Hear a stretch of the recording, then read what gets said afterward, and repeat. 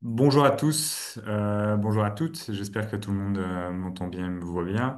Donc voilà, je me présente, Augustin de Longueville. Je travaille en contrat de rivière et je travaille plus spécifiquement sur la convention culture du risque inondation en Wallonie. Donc c'est une convention entre les 14 contrats de rivière de Wallonie et la région wallonne. Alors du coup, comme son nom l'indique, c'est une de nos missions, c'est donc de développer la culture du risque inondation par ce type d'action, donc les webinaires inondation.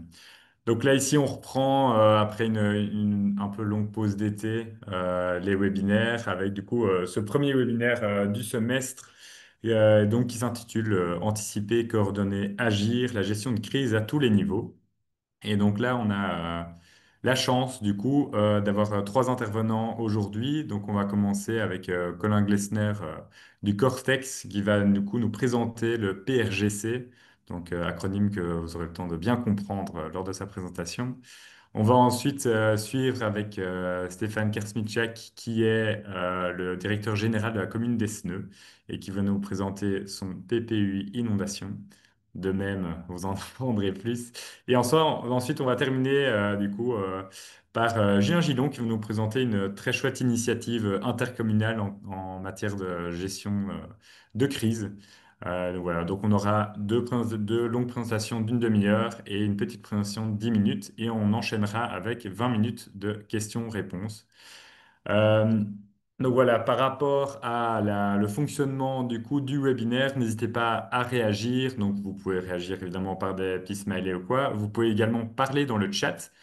Donc dans le chat, vous pouvez mettre ce que vous voulez. Par contre, tout ce qui est questions-réponses, donc je vous invite à utiliser le système de questions-réponses qui sera géré et modéré par mes collègues Sophie et Véronique qui sont ici présentes et qui vont du coup soit vous répondre directement si la réponse est simple, mais si c'est une question pour les différents orateurs, on en gardera un maximum et elles seront du coup répondues en fin de webinaire durant les 20 dernières minutes. Donc n'hésitez pas à dire par exemple à qui s'adresse votre question si elle est spécifique, même si a priori ça devrait être clair. Mais je vois que tout le monde apprend à utiliser les différents emojis.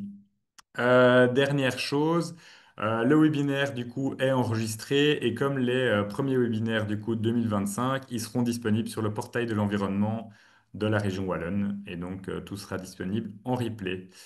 Euh, Qu'est-ce que j'allais dire? Et j'ai fait le tour. Ah oui, et dernière chose, évidemment, donc ça c'est le premier d'une série du coup de quatre webinaires qui sont planifiés.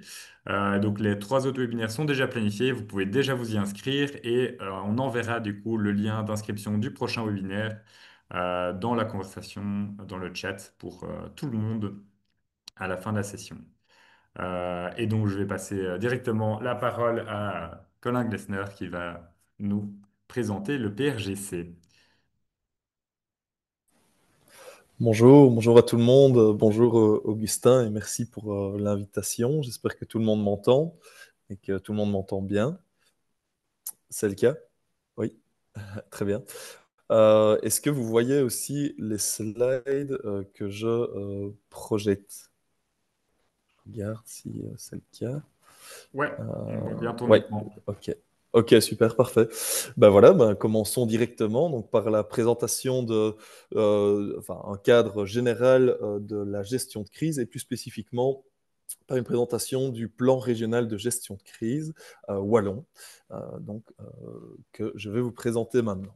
Alors, cet exposé, je vais revenir dans cet exposé, je vais revenir dans un premier temps sur une petite présentation, explication du cadre légal qui explique finalement pourquoi la région est arrivée à développer un plan régional de gestion de crise, pourquoi celle-ci s'investit finalement dans la gestion des risques et des crises. On ira dans un deuxième temps présenter plus spécifiquement ce qu'est le Cortex, donc l'organe pour lequel je travaille, anciennement Centre régional de crise. Pour ceux qui connaissaient le centre régional de crise avant donc 2023. Et puis, on fera une petite application donc, de ce PRGC et du rôle de la région wallonne en gestion de crise face à un risque d'inondation plus spécifique. Donc, voilà l'exposé qui va s'articuler en trois temps. Alors, Donc, on avait prévu un petit quiz, mais je ne sais pas dans quelle mesure, finalement, ça va se faire de manière interactive ou non. Voilà, il vient d'être Augustin, lancé. il vient d'être lancé, ok, parfait. Voilà, Donc, bah, voilà, commence le les règles. quiz, la question qui vous est posée, c'est de savoir bah, finalement qu'est-ce que sont ces Selex dont je vais vous parler pendant cette présentation et que Simon Riguel, le directeur que je représente aujourd'hui, vous a peut-être déjà présenté dans un webinaire précédent. Donc, est-ce que les Selex sont une marque de montre, un organe d'évaluation des risques, une réserve citoyenne d'experts ou finalement la réponse D, des exercices de crise régionaux? Je vais vous laisser un peu de temps pour répondre. Je ne sais pas si on peut Alors là, on afficher. a du coup on arrive à 100 personnes qui ont déjà répondu. Ok, Et puis on est 190 présents. ok. Et est-ce qu'on peut avoir une idée des réponses qui ont été privilégiées? Et du coup, je vais te donner tout de suite la réponse, Colin. Donc voilà, on a 130 personnes qui ont répondu. Alors on a 2% quand même de personnes qui pensent que c'est une marque de montre. Oui, On a 7% qui pensent que c'est une réserve de citoyens d'experts. 31% ce sont des exercices de crise régionaux. Et enfin 60% qui pensent que c'est un organe d'évaluation du risque.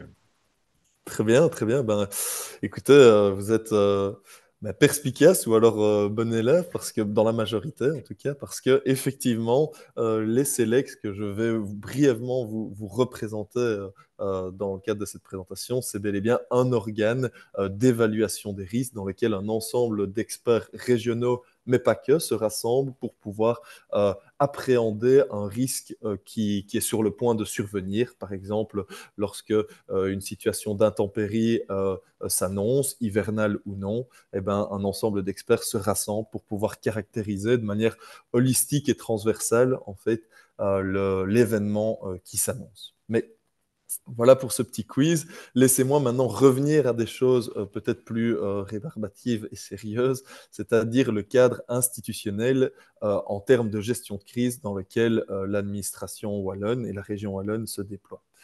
Donc, comme vous le savez, la région wallonne fait partie de la lasagne d'institutions qui existent en Belgique et elle s'occupe plus spécifiquement des affaires régionales, c'est-à-dire d'un ensemble de compétences qui touchent essentiellement, on va dire, au territoire régional.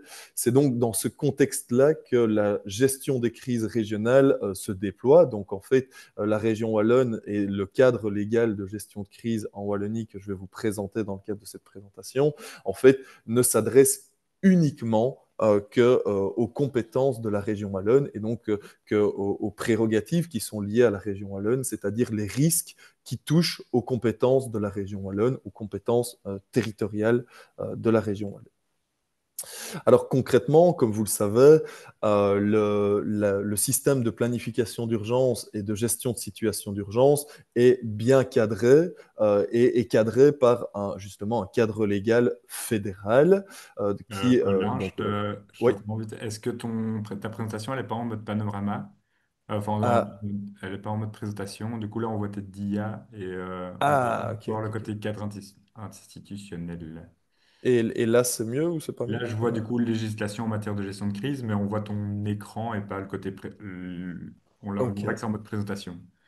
Et si jamais je fais ça, c'est mon mode présentation ou c'est toujours en mode écran? Là, c'est encore ton écran. Bah, écoutez, je vais essayer d'arrêter le partage et puis de recommencer. Sorry Euh, de te non, couper. non, non, non, tu fais bien de le dire. Euh, alors, si jamais je partage comme ça mon écran complet, je sais pas si ça va mieux fonctionner. Désolé. Hop, euh, et là, si jamais je fais ça, c'est mieux? C'est nickel. Nickel, Excellent. parfait. Super. Donc voilà ce cadre institutionnel avec cette région wallonne qui se retrouve parmi un ensemble d'autres acteurs, comme vous le voyez, et ce cadre fédéral donc de gestion de situation d'urgence et de planification d'urgence qui, comme vous le savez, est cadré par l'arrêté royal de 2019 et la circulaire ministérielle et l'arrêté royal de 2024 qui expliquent bel et bien quels sont les acteurs de gestion de situation d'urgence, quelles sont les autorités administratives, quelles sont les méthodes de coordination. Enfin, je ne vais pas vous faire un laïus là-dessus parce que vous le connaissez, mais concrètement, ce qu'elle met en lumière, c'est que les entités fédérées et la région wallonne n'ont pas de rôle à jouer, en tout cas pas de rôle à jouer en tant qu'autorité administrative de gestion de crise. Concrètement, il y a des autorités locales, provinciales et fédérales qui sont des autorités administratives de gestion de crise. Les entités fédérées n'en sont pas. Et donc, on peut dès lors se poser la question, mais qu'est-ce que la région wallonne vient faire avec un centre comme le Cortex et un décret régional relatif à la gestion des risques et des crises? Eh ben, en fait, c'est le fait que la région wallonne s'est quand même rendu compte au fil des années que elle faisait, si jamais elle n'était pas effectivement une autorité de gestion de crise, elle était néanmoins un acteur important dans la gestion des risques et des crises parce que bon nombre de ses compétences, de ses prérogatives, en fait, ont ben, la possibilité de se transformer en risque et en crise, le cas échéant. Et donc, la région wallonne doit pouvoir y faire face, doit pouvoir gérer les crises et les risques liés à ses compétences, mais aussi clarifier finalement quel est son rôle dans cette architecture fédérale de gestion de crise. Alors, je vais vous présenter brièvement certains points liés au décret régional qui vont permettre d'expliquer finalement ce plan régional de gestion de crise. En effet, dans ce décret, il est stipulé que la région wallonne a 5 objectifs majeurs en termes de gestion de crise. Le premier, c'est ce que je viens d'expliquer, clarifier finalement le rôle de la région wallonne en gestion de crise. Le deuxième, c'est imposer une démarche proactive de gestion de crise pour les administrations régionales. Ensuite, il y a cette idée de soutenir et développer la culture du risque. Hein. Donc là, on rentre aussi dans le champ du programme Curie que Augustin a introduit précédemment. Formaliser aussi les collaborations avec les partenaires, donc les partenaires de la filière fédérale de la gestion de crise, mais aussi d'autres partenaires, parties prenantes de la gestion des risques et des crises liées aux compétences régionales. Et finalement, se doter d'un ensemble d'outils et de services spécifiques qui permettent de faciliter et de coordonner les services de la région wallonne pour mieux faire face aux risques et aux crises qui touchent donc à nos compétences. Alors, pour pouvoir présenter ces 5 éléments, laissez-moi me focaliser sur 4 parties spécifiques, avec dans un premier temps la présentation du cortex qui va permettre de cadrer justement l'ensemble des procédures et des actions que nous réalisons. Donc voilà, finalement, qu'est-ce que le cortex donc pour lequel je travaille et que je représente aujourd'hui au nom de Simon Riguel, son directeur? Le Cortex, en fait, c'est le centre de coordination des risques et de la transmission de l'expertise, anciennement donc centre régional de crise, qui en fait dépend du secrétariat général au sein du service public Wallonie, au sein du SPW. Concrètement, le Cortex est composé de 12 agents qui fonctionnent en permanence avec sur base d'une permanence 24 heures sur 24, 7 jours sur 7, qui permet donc d'avoir un point de contact auprès des autorités de gestion de crise, auprès des disciplines, mais aussi auprès d'autres partenaires liés à la gestion des risques et des crises qui touchent les compétences wallonnes. Alors, les missions du Cortex ont été définies donc, dans cet arrêté exécutif du 1er février 2024 et correspondent, dans un premier temps, en fait, de représenter un point de contact unique, un point d'entrée unique, on pourrait même dire, pour la région wallonne, auprès des autorités en charge de la planification d'urgence et de la gestion de crise. Je vais expliquer un peu plus spécifiquement ce que ça veut dire. Deuxième élément, c'est que le Cortex apporte un appui technique aux acteurs régionaux, aux administrations régionales dans l'évaluation des risques et la préparation aux crises. Elle est aussi un organe, le Cortex est aussi un organe qui permet de coordonner la gestion de crise en ce qui relève des compétences régionales, mais aussi de coordonner les aspects post-crise. Car vous le savez, en fonction de la nature de la crise, le rôle de la région wallonne et des entités fédérées devient de plus en plus important lorsqu'une phase de gestion de crise est levée et qu'on rentre dans la phase de rétablissement. Alors concrètement, on peut symboliser l'action du cortex comme suivant. Donc, pour ce qui est de l'externe et des relations avec la filière fédérale, les autorités de gestion de situation d'urgence au niveau fédéral, on peut voir le cortex comme finalement ce point d'entrée unique vers l'expertise qui existe au sein de la galaxie wallonne que vous avez à droite du schéma et qui permet donc aux acteurs, donc que ce soit au niveau fédéral, mais aussi aux gouverneurs, aux communes, de pouvoir poser des questions ou effectuer des demandes auprès d'administration wallonne et que ces demandes soient centralisées via le cortex pour être répercutées auprès des administrations compétentes. Elle permet aussi en fait d'apporter l'expertise qui existe au sein de toute cette galaxie wallonne vers les autorités de gestion de crise. Donc c'est bien cette idée qui a été symbolisée parfois par le concept de courroie de transmission en fait entre le fédéral et l'expertise wallonne. Mais là aussi un rôle en interne qui est un rôle de coordination finalement des différentes entités de l'administration wallonne en préparation aux crises, en coordination lorsqu'une crise survient sur le territoire wallon et qui touche aux compétences wallonnes, et en coordination post-crise aussi. Donc en fait, on peut le dire, voilà, vous le voyez venir, que le cortex est un organe qui en fait va essayer de mettre en réseau, de coordonner l'ensemble de ces expertises, l'ensemble de ces administrations wallonnes pour pouvoir apporter une réponse cohérente en crise et aussi en post-crise. Voilà pour ce qui est du rôle du cortex. Laissez-moi passer brièvement maintenant aussi à cet aspect culture du risque qui est aussi en lien avec ce webinaire Inondation. Donc la culture du risque, donc elle est présente dans le décret régional de 2023. L'enjeu pour la région wallonne est de participer au développement de la culture du risque, comme d'autres acteurs du territoire.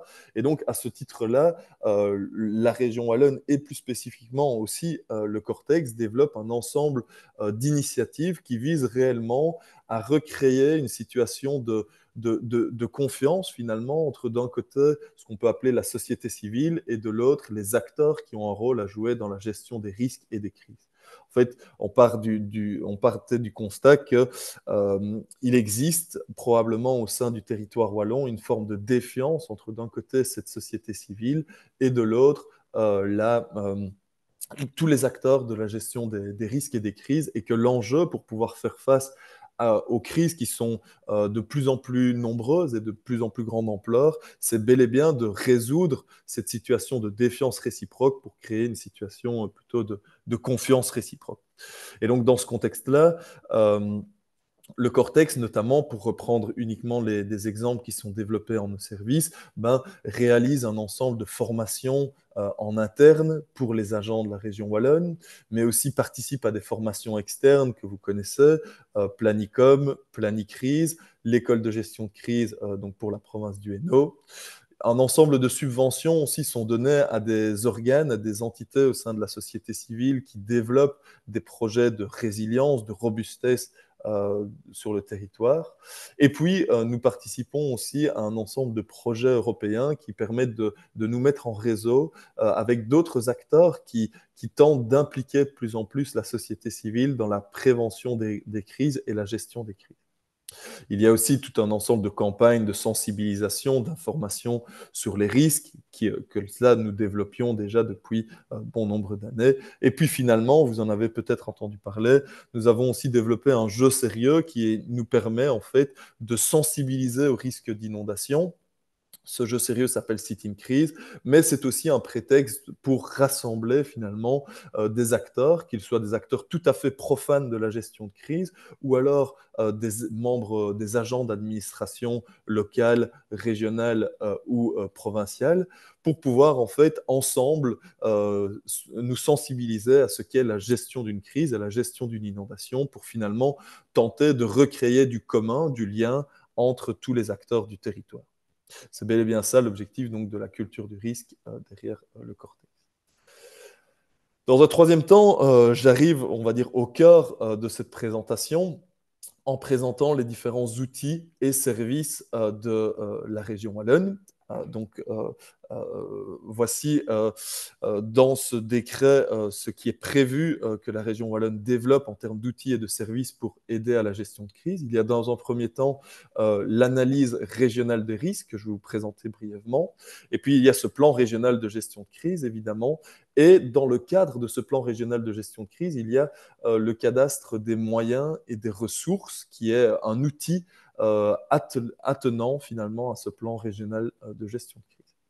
Alors l'analyse régionale des risques, c'est une analyse qui a vu le jour en 2024 et qui permet en fait à la région wallonne de lister, comme vous le voyez ici, l'ensemble des risques qui sont de première importance pour les compétences de la région wallonne.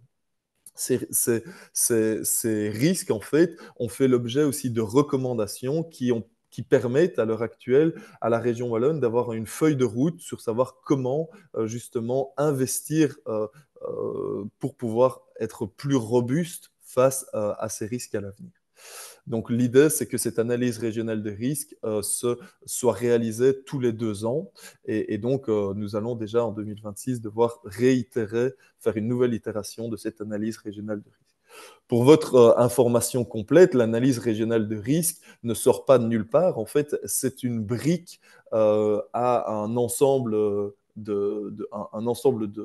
d'analyses qui existent déjà par ailleurs. Donc, nous nous sommes basés sur le Belgian National Risk Assessment, le BNRA, pour pouvoir développer cette analyse régionale de risque. Et cette analyse régionale de risque en interne à la région wallonne a permis aussi d'adapter et permet actuellement d'adapter les analyses qui existent au sein des différentes administrations wallonnes, voire aussi les analyses métiers que les différentes entités de la région wallonne peuvent développer. Donc, l'idée, c'est bel et bien d'avoir une cohérence et de pouvoir infuser ces différentes analyses qui sont réalisées en interne à la région wallonne.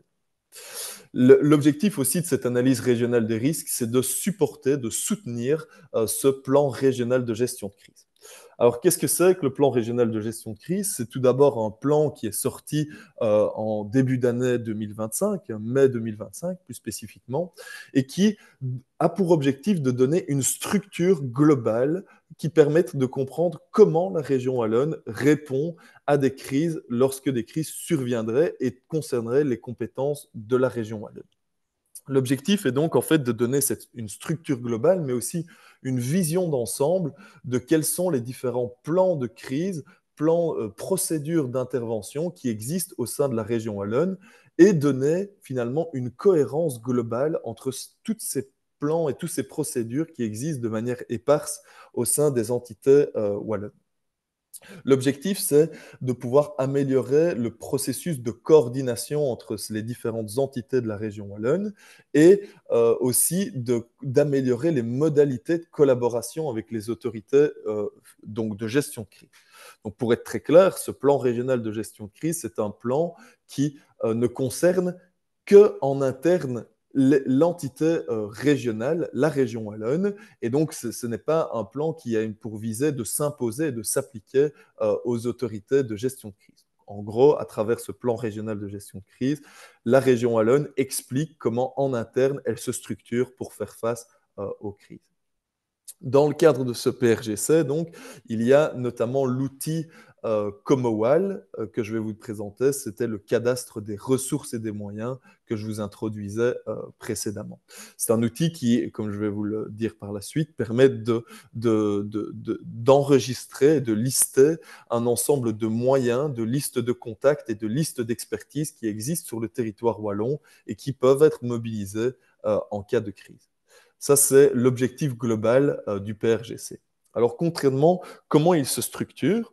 Donc, la région wallonne, comme vous le savez, est composée d'un ensemble d'entités très très large, avec au sein de chaque entité des procédures de gestion de crise. Par exemple, un agent de la gestion des forêts, donc du DNF, qui a des procédures lorsqu'il constate la survenance de scolites dans un massif forestier.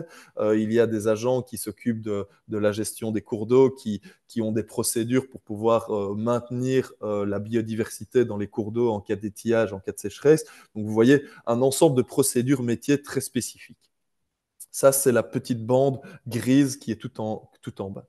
Puis après, il y a ce qu'on appelle les briques, qui sont des briques de plans de gestion de crise, qui sont plus spécifiques à des administrations, mais qui expliquent comment une administration va gérer les déchets en cas de crise, une autre va gérer les dysfonctionnements d'une entreprise Céveso. Voilà, donc un ensemble de procédures, de plans un peu plus globaux euh, qui existent, encore une fois, au sein des différentes administrations de gestion de crise. Et puis, sur base de ça, l'idée du PRGC est donc de construire ce qu'il appelle des PISC, des plans intersectoriels de crise, qui sont thématiques et qui sont spécifiques à une crise, qui permettent de rassembler, en fait, finalement, toutes ces briques et toutes ces procédures qui sont des pièces du puzzle de la gestion d'une crise, donc, qui permet, par exemple, pour le PISC inondation, donc, qui est un plan donc là, intersectoriel qui est en cours de développement, et qui permet en fait simplement de rassembler toutes ces procédures qui existent déjà, donc procédures de gestion de déchets, procédures de gestion de débordement de cours d'eau, procédures de gestion des berges des cours d'eau, mais en fait finalement toutes les procédures qui sont existantes au sein de la région wallonne et qui permettent à la région wallonne de faire face à ce risque d'inondation. Elles permettent aussi de mettre en lumière quelles sont les procédures qui n'existent pas ou qu'il convient de développer au sein des différentes entités. Donc, elles permettent de mettre en lumière aussi l'établissement donc, de ces pistes, finalement les trous de la raquette qu'il existe au sein de la région wallonne. Et donc, concrètement, à travers le PRGC, l'objectif, c'est de développer un ensemble de pistes thématiques sur des risques bien particuliers. Ici, j'en ai recensé 4, hein, inondations, épidémies, cyber, sécheresse, mais ça peut aller sur d'autres thèmes aussi. Et puis, in fine, au-dessus, il y a donc ce PRGC qui est en fait la structure fêtière, la structure globale qui explique comment en fait la région wallonne va se coordonner pour pouvoir activer tous ces différents plans et pour pouvoir rentrer en collaboration avec les autorités de gestion de crise. Voilà, donc ça c'est un slide qui permet d'expliquer ce que je viens de dire, hein. Mais de manière plus générale, ce qu'on peut dire, c'est que le PRGC s'articule autour de 4 niveaux de criticité que je vais vous expliquer par la suite. Donc, ces 4 niveaux de criticité correspondent à l'intensité, à la gravité euh, et à la capacité de maîtrise que les administrations régionales ont face à un événement qui survient.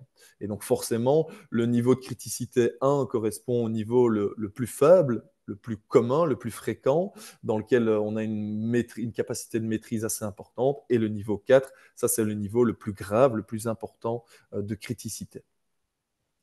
Alors, ces niveaux de criticité sont soit prédéterminés dans le cadre des PISC hein, ou dans le cadre de méthodes d'évaluation prédéterminées, soit évalués au cas par cas via notamment les SELEX que je vous présentais précédemment.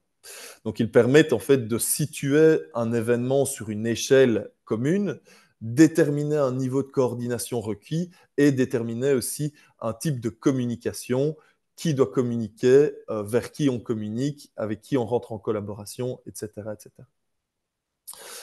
Concrètement, ce PRGC a donné l'établissement d'un ensemble de cellules, au même titre qu'il y a pour les phases communales, provinciales ou fédérales des comités de coordination ou un PCOPS ou des cellules d'évaluation pour ce qui est de la phase fédérale. Et ben, la région wallonne s'est dotée de cellules de coordination qui permettent en fait pour les administrations régionales coordonner la réponse à une crise. Donc, nous avons notamment la cellule de coordination administrative qui, elle, est composée des différents directeurs généraux des différentes entités de la région wallonne. On a la cellule de coordination gouvernementale qui coordonne au niveau des cabinets les décisions qui relèvent du gouvernement. Il y a aussi une cellule d'expertise qui est coordonnée par Cortex et qui permet d'apporter cette expertise que je vous présentais au début de la présentation.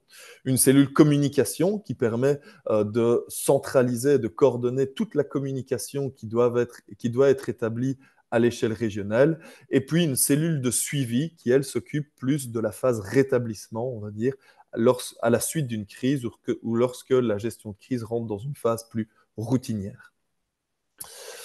Colin, je Ouais, me permets de te dire qu'il te reste 5 grosses minutes. ok, ça va, parfait. Bon, je vais présenter les quatre niveaux. Et donc, en fait, là, concrètement, ce qu'on peut dire, c'est qu'à un niveau 1 de criticité, c'est que là, on est face à une crise qu'on peut gérer. Et là, on va avoir une administration qui va gérer avec ses propres procédures la crise. Lorsqu'on passe à une crise d'un niveau plus important, là, c'est concrètement le niveau 2 qui s'active. Et à la différence du niveau 1, ce n'est plus uniquement l'entité qui va gérer cette crise-là. Celle-ci va être gérée aussi grâce au CELEX et coordonnée par le cortex qui va donc en fait établir et développer ces cellules d'expertise pour pouvoir caractériser de manière transversale la situation. Niveau 3, là, on monte encore en échelle et on déploie ce qu'on appelle la cellule administrative et la cellule de communication. Donc, tous les directeurs généraux, donc là, on est déjà face à des grosses crises, tous les directeurs généraux de l'administration wallonne se coordonnent pour pouvoir répondre de manière coordonnée à la crise. Et le niveau 4, c'est le plus important, dans lequel le gouvernement est impliqué avec le déploiement de la cellule gouvernementale et dans lequel finalement tous les cabinets se réunissent pour pouvoir prendre les décisions nécessaires pour pouvoir faire face à cette crise.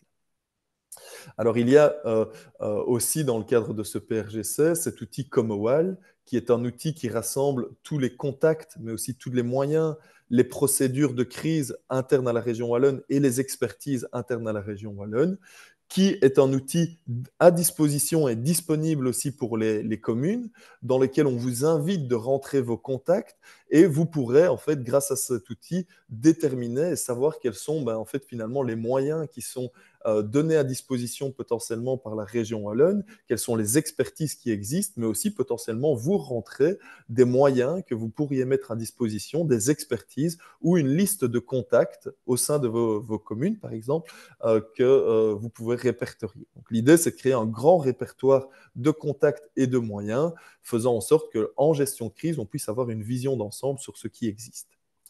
Pour l'instance, cet outil est développé en interne de la région wallonne et sera ouvert aux communes dès début 2026. Donc ça, c'est important à savoir. Et puis, pour aller très rapidement, parce qu'on en a déjà parlé, euh, en fait, l'idée, c'est que grâce à ces niveaux de coordination, on puisse concrètement savoir quels acteurs au niveau régional vont rentrer en collaboration et en coordination avec les autorités de gestion de crise. Ici, on voit lors d'une crise de niveau local, donc communal ou provincial, que si jamais on est face à une crise qui nécessite le déclenchement de degré 4 de criticité pour le PRGC, eh ben, en fait, on va voir qu'il va y avoir un ensemble d'organes internes qui vont être activés pour la région wallonne, mais aussi des organes, ici plus spécifiquement le cortex, qui va se mettre à disposition et du CCCOM ou du CCPROF pour pouvoir permettre d'apporter cette expertise. Mais on remarque aussi que l'idée, c'est qu'il y ait des experts au sein des entités en fonction de la nature de la crise, qui puissent venir au sein du PCOPS, par exemple, pour pouvoir apporter aussi cette expertise. Donc ça va être le cas notamment en gestion d'inondation, hein, si on a besoin d'avoir une expertise d'un gestionnaire de barrage, par exemple, ou d'une expertise plus globale sur la caractérisation de la situation. Là, il va y avoir l'intervention du cortex. Et je termine cette présentation par le fait que le cortex, lui, a pour objectif de coordonner, donc en situation de crise ou de pré-crise, de coordonner l'ensemble des expertises internes et externes à la région wallonne pour caractériser un événement. Ici, prenons l'exemple d'une inondation.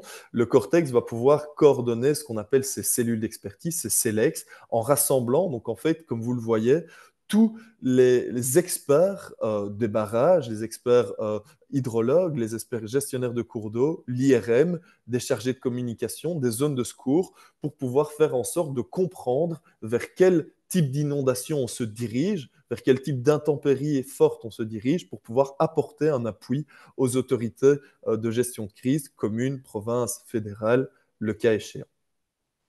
Et donc, voilà un petit peu, j'ai encore un petit peu de temps.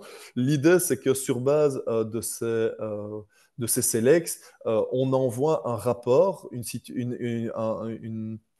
synthèse finalement de la situation qui permet donc aux autorités locales d'avoir une vision contextualisée, adapter tous les X temps, parce que les selects sont amenés à se répéter, et que ces selects soient envoyés aux autorités de gestion de crise. Il n'y a pas d'information spécifique à une commune parce que l'idée, c'est de traiter le phénomène sur le territoire wallon et sur des zones, on va dire, qui correspondent à ce qui peut être caractérisé des bassins versants, par exemple. Les rapports SELEX et des communiqués de presse sont aussi disponibles sur notre site internet.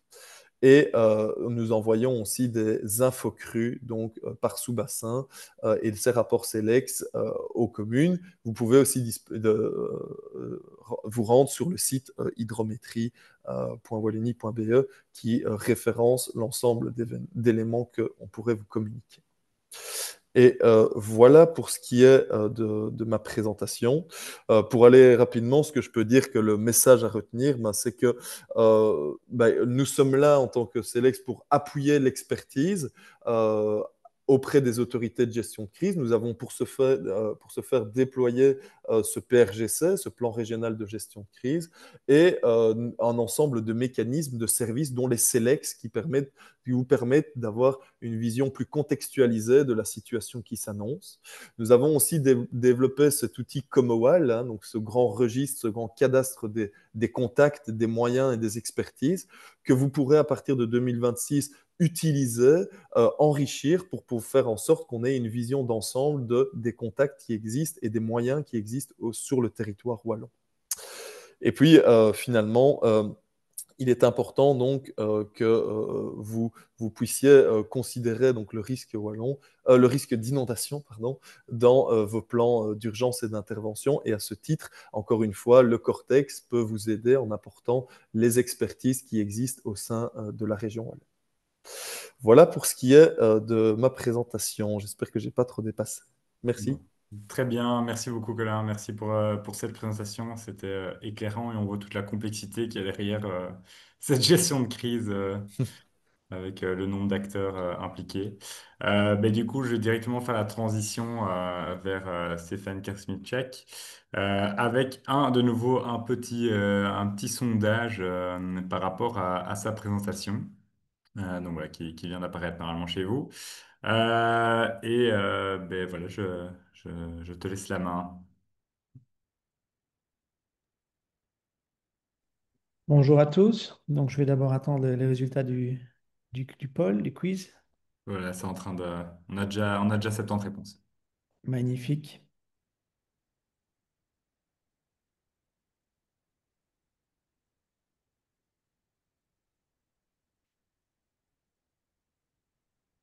Voilà, il y a 130 personnes qui ont répondu, ça devrait être déjà une bonne fourchette. Alors du coup, sur ces 133 personnes exactement, il y a 41% des personnes qui ne savent pas ce qu'est un PPUI et il y a 70% de personnes qui représentent leur commune qui ne possèdent pas dans leur commune un PPUI spécial inondation. Donc voilà, je vous partage les résultats tout de suite.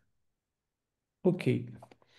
Donc, je vais voir si, après ma présentation, c'est utile pour les personnes, à la présentation en tant que telle, et puis aussi peut-être de savoir si un PPUI est intéressant aussi pour leur commune. Alors, je vais lancer ma présentation. Hop, hop, hop, hop.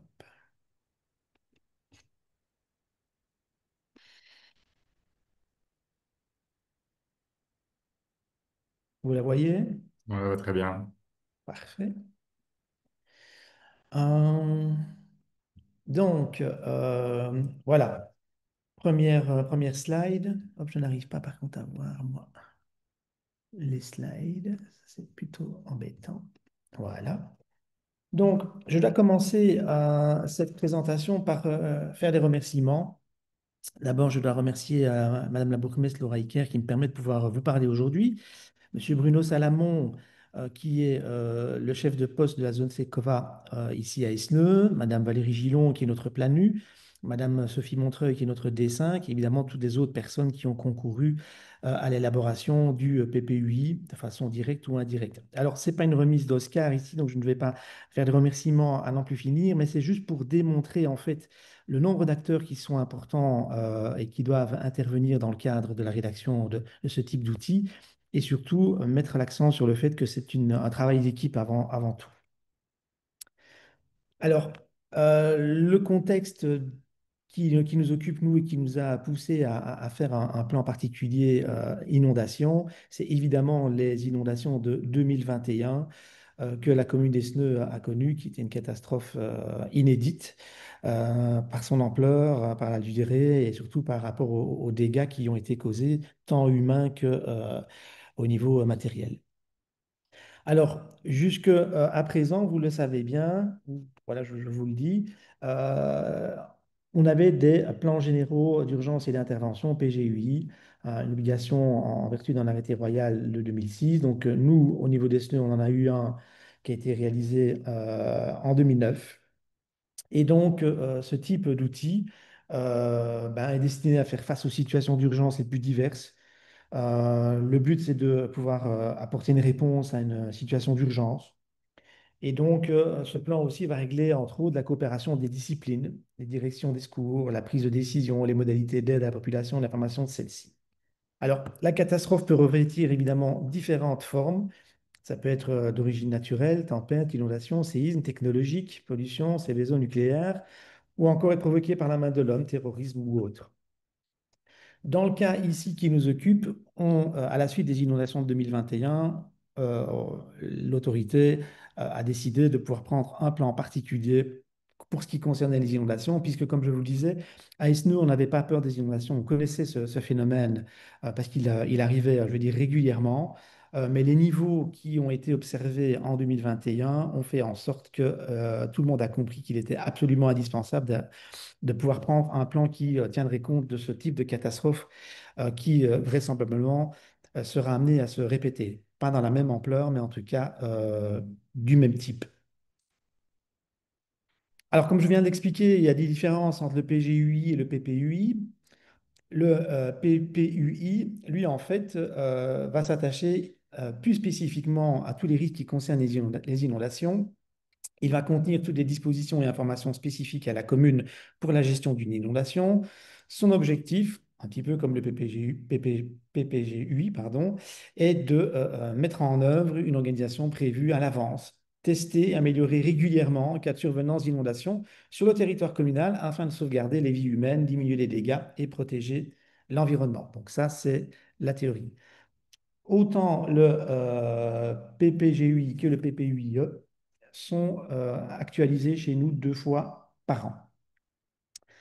Alors, les étapes de la construction du plan et les moyens mobilisés au niveau humain et financier. Nous avons mis en place un groupe de travail multidisciplinaire, donc toutes les disciplines de sécurité que l'on connaît, plus les représentants des communes, présidé par un membre du service sécurité publique du gouverneur de la province de Liège. Et en fait, nous avions l'objectif de piloter la création d'un canevas de PPUI communal, vous voyez que c'est très difficile, et de pouvoir l'implémenter de façon locale chez nous. Le canevas a été remis aux communes, a été complété par le chef de poste de police d'Esneux, aidé par la CPU ainsi que par la cellule de sécurité communale pour approbation. Donc la composition à la base, c'était le D1, commandant de la zone de secours, des 2 inspecteurs d'hygiène fédérale et psychosociale, manager, des 3 chefs de police des SNE, des 4 chefs du service des travaux de la commune, la fonctionnaire des 5 et le coordinateur psychosocial local et la CPU. Alors, pour ce faire, évidemment, on a dégagé un budget de 20 000 euros pour acheter du matériel et pour fournir des moyens logistiques. Alors, le budget de 20 000 euros, en fait, était destiné à la planification d'urgence. Il a permis d'acheter le matériel nécessaire à l'accueil, l'hébergement des personnes qui seraient concernées par la catastrophe, l'achat de coffres catastrophes pour les 3 centres d'accueil repris dans le PPUI inondation, ainsi que l'achat d'une machine de remplissage de sacs de sable. Vous aurez compris évidemment que le PPUI l'Esneux est propre à Esneux. Chaque commune, évidemment, par sa configuration, par ses moyens, pourra agir de façon différente. Nous, c'est après une analyse de la catastrophe de 2021, on a vu ce qui a bien fonctionné pour nous, ce qui n'a pas bien fonctionné, et on a pris donc des décisions qui, dans le cadre du PPUI, permettaient de pouvoir répondre de façon plus appropriée à la détresse et à la catastrophe. Alors, l'aperçu du contenu global, le plan particulier d'urgence et d'intervention d'inondation communale reprend les mesures à prendre avant, pendant et après les inondations, les mesures à prendre en matière de transmission d'alerte et de communication, la coordination à assurer entre les différents services susceptibles d'intervenir ou impliqués, les moyens à mettre en œuvre pour, un, gérer l'incident, garantir la sécurité des personnes et la protection des biens, éviter les nuisances et les effets néfastes pour la population, prévenir au mieux et réduire le plus possible les dégâts causés à l'environnement, normaliser la situation le plus rapidement possible. Alors, les points d'attention, les difficultés rencontrées et les solutions envisagées ont été que la commune d'Esneux est très régulièrement inondée, comme je vous l'ai dit, et jusqu'aux inondations de juillet 2021, le PGUI était suffisant à la bonne gestion des crues de l'Ourthe et ou de nombreux ruisseaux présents sur la commune, hein, puisque donc il y a les inondations que nous on a connues en 2021 qui venaient par la gestion de l'Ourthe, donc débordement de l'Ourthe, mais on a eu aussi énormément de dégâts concernant des eaux de ruissellement, donc des eaux qui venaient des communes qui étaient au-dessus de la nôtre, et on a reçu donc toute cette eau, et donc même des zones qui n'étaient pas inondées, inondables auparavant, ont été inondées de façon très importante et plusieurs fois durant juillet 2021. Donc, les inondations de juillet 2021 ont été catastrophiques, dévastatrices. Donc, c'est quand même 5 morts sur la commune, sur les 39 au niveau au total en raison de cette catastrophe. Plus de 4000 personnes sinistrées sur 13 000 habitants. Donc, c'est pour vous donner une idée vraiment de l'ampleur de la catastrophe. Euh, le point d'attention principal lors d'éventuelles inondations était d'éviter les pertes humaines. Des fiches d'évacuation en fonction des zones sensibles par ordre de montée des eaux ont été réalisées. Il y a un listing des personnes devant être évacuées en premier, personnes n'ayant pas d'étage, personnes à mobilité réduite, personnes ayant une pathologie lourde, ainsi que les personnes âgées isolées, est désormais à notre disposition. C'est ça que je disais qu'on le mettait à jour, ce PPUI, de façon bisannuelle. Tout ça, en fait, pourquoi? Parce qu'en fait, en tant qu'autorité locale, on a évidemment la meilleure connaissance de notre territoire, des personnes qui y vivent. Et évidemment, dans le cadre des secours qui arrivent, qui, eux, n'ont pas une connaissance aussi fine que nous de notre territoire, on doit évidemment pouvoir les aiguiller, les aider dans le déploiement des moyens qui sont mis en œuvre pour pouvoir faire en sorte que ces moyens soient les plus efficaces possibles.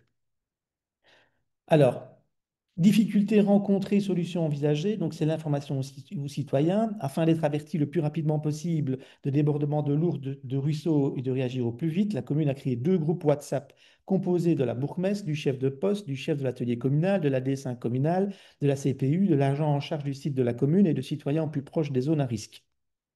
Les consignes de prudence et les mesures de protection sont rappelées à l'ensemble de la population via le bulletin d'information communal et sur le site de la commune également.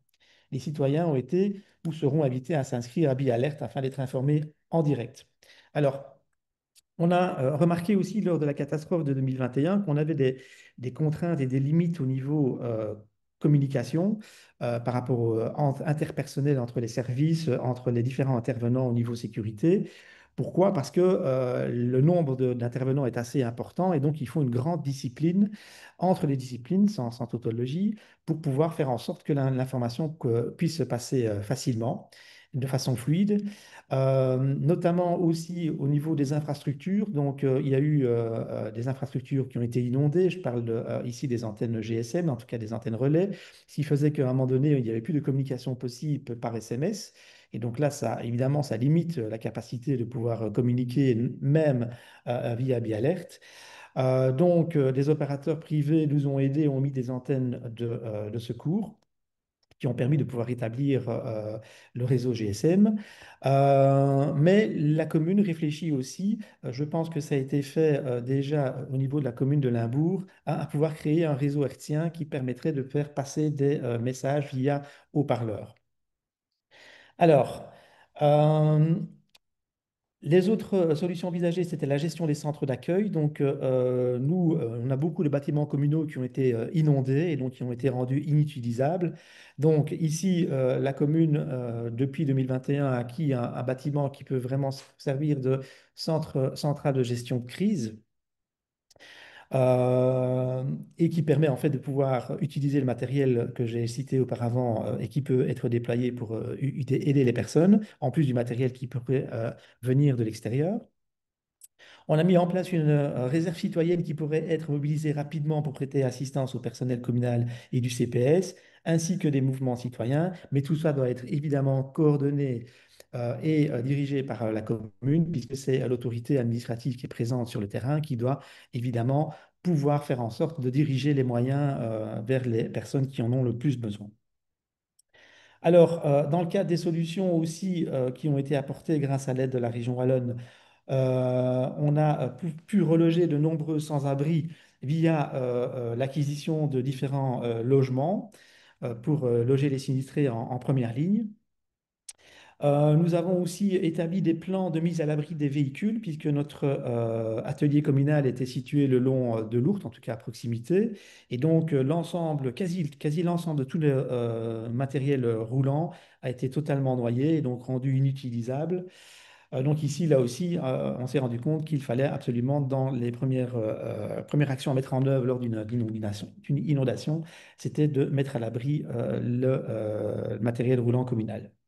Alors, l'évacuation des déchets est aussi quelque chose de très, très important, dans le sens où lorsque la phase communale est déclenchée, on a déjà dégagé une liste de personnes qui pouvaient nous aider donc, à pouvoir réaliser l'enlèvement des déchets, puisque les déchets, ça constitue très vite une très, très grosse masse par rapport à la capacité qu'on a de pouvoir enlever les choses.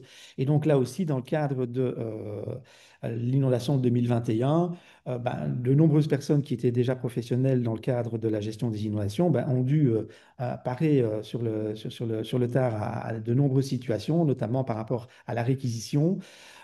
Et donc là aussi, chacun au niveau communal, par rapport à ses attributions, a dû faire preuve d'une grande souplesse et d'une grande réactivité par rapport à la situation pour pouvoir justement obtenir le matériel, obtenir l'aide qui était nécessaire à pouvoir répondre à la catastrophe. Alors, voilà, je profite du temps qui m'a été donné pour rappeler aussi qu'il y reste encore des solutions, des problèmes qui dépendent de la région notamment. On en discute et on aimerait bien évidemment qu'une solution puisse être dégagée. Concernant notamment ben, le fait que le Cortex puisse nous aider de façon plus peut-être directe ou les services du gouverneur, dans le sens où il faut se rendre compte que les moyens, évidemment, sont une question qui est une question qui est une question, pardon, qui est très importante en termes de gestion des catastrophes.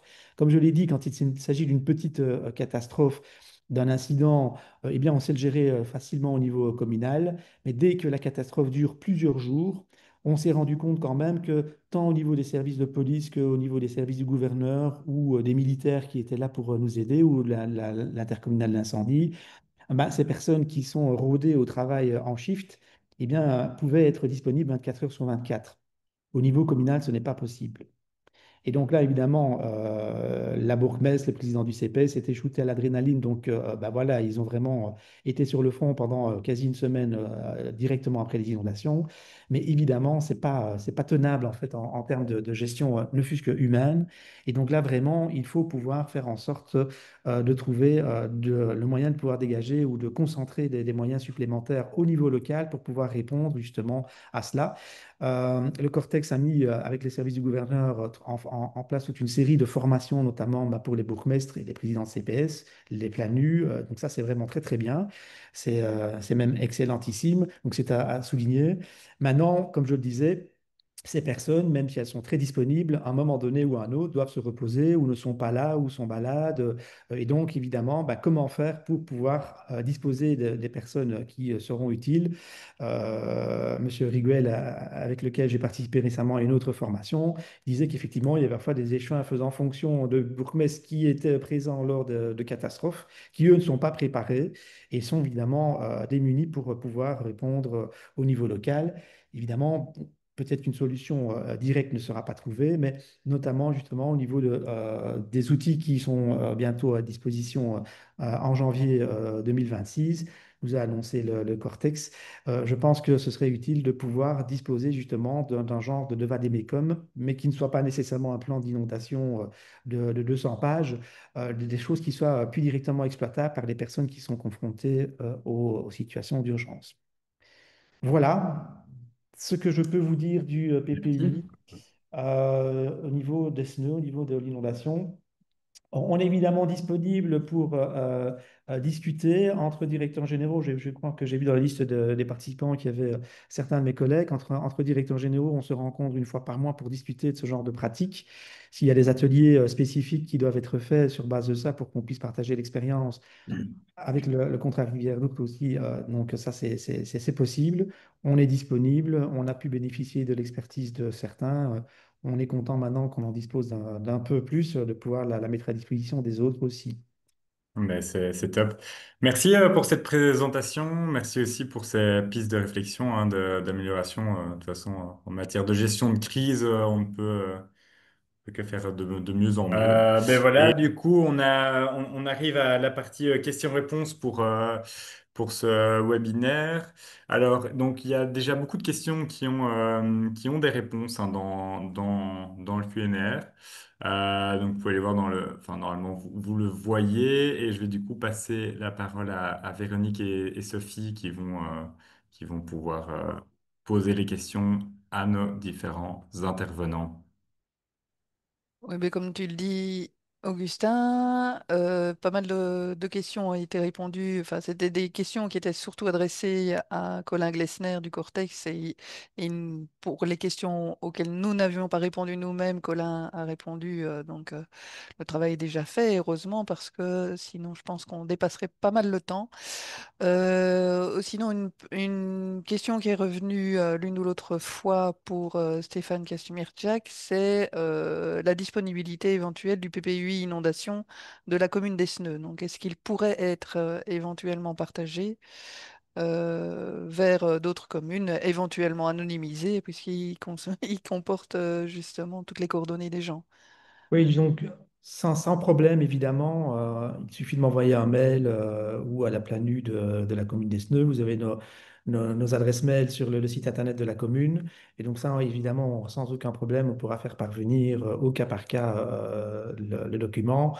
Comme vous l'avez dit, Sophie, on n'a pas publié sur Internet puisqu'on est abonné à conseilcommunal.be, mais il n'y a pas le document sur Internet en version publique parce que bah, il y a trop de numéros et donc si à un moment donné ces numéros circulent, ben, en cas de difficulté, en cas de catastrophe, ils seront peut-être moins utiles si tout le monde les utilise de façon trop importante. Mais donc la réponse est oui, avec plaisir.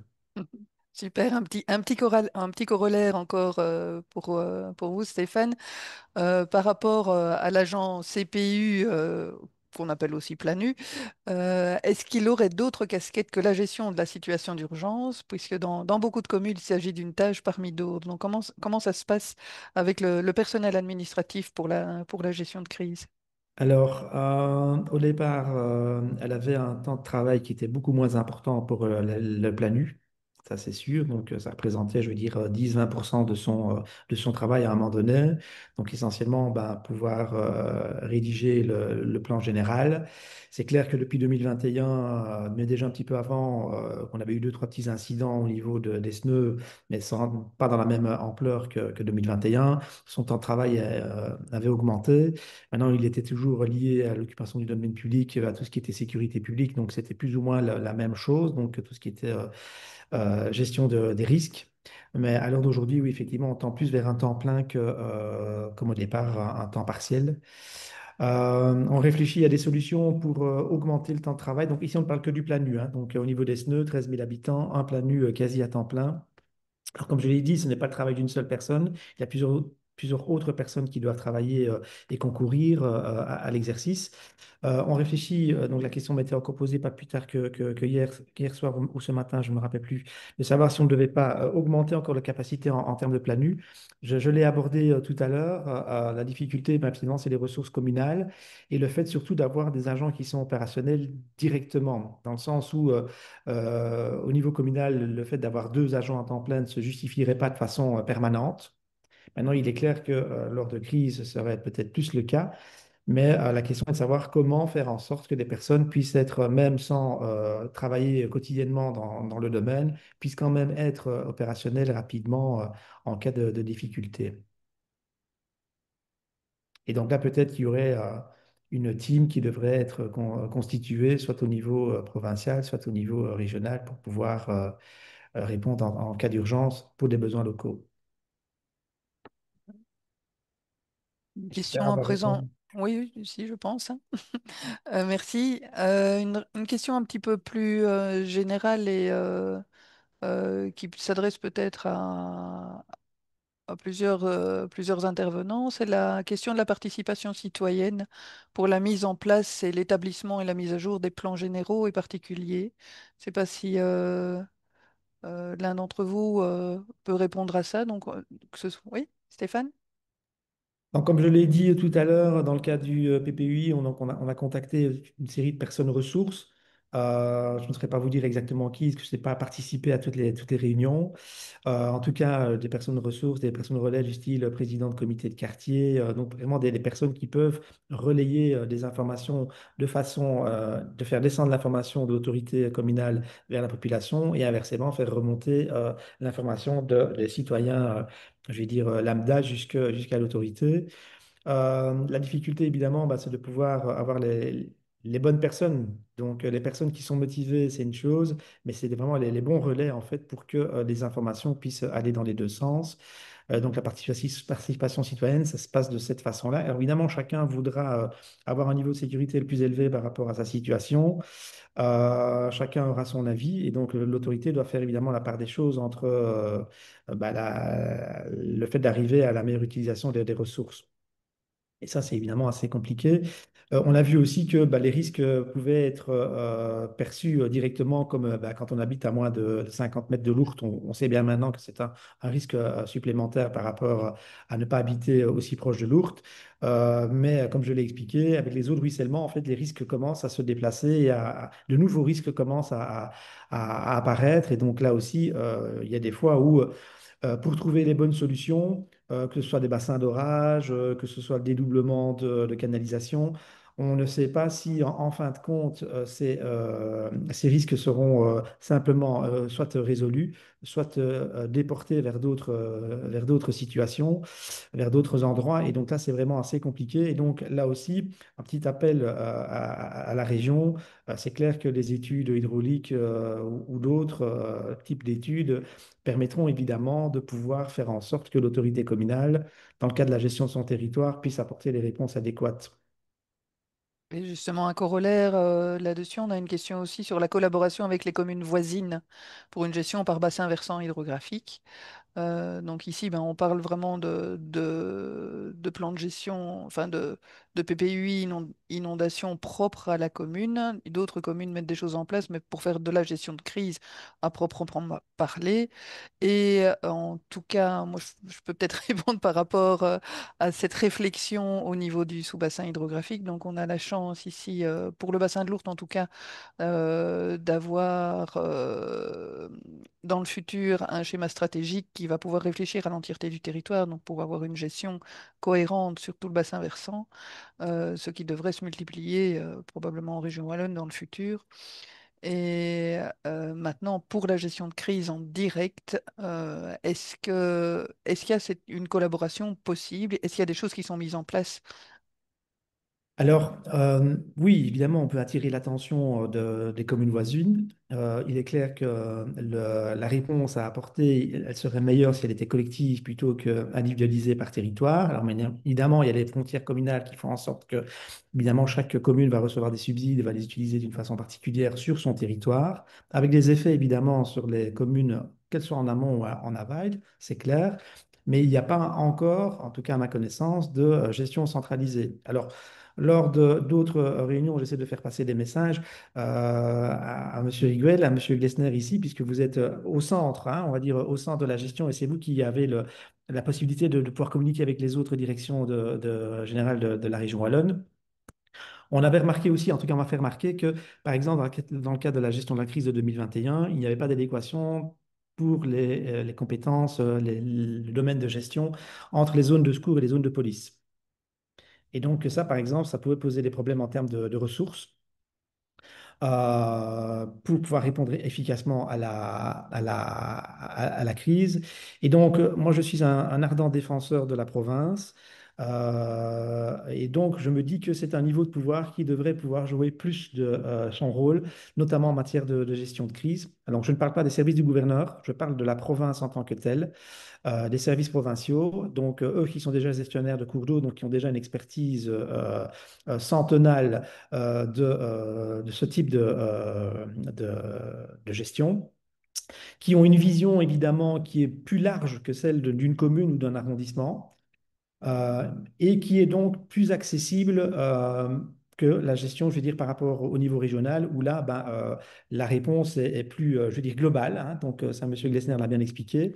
Et je pense que, il serait une erreur de se passer de l'expertise provinciale.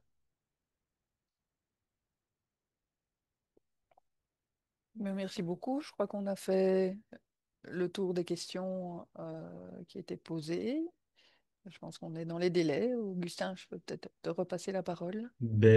C'est très bien. Donc, merci à tous les trois, hein. Merci vraiment pour ces présentations. Je vais dire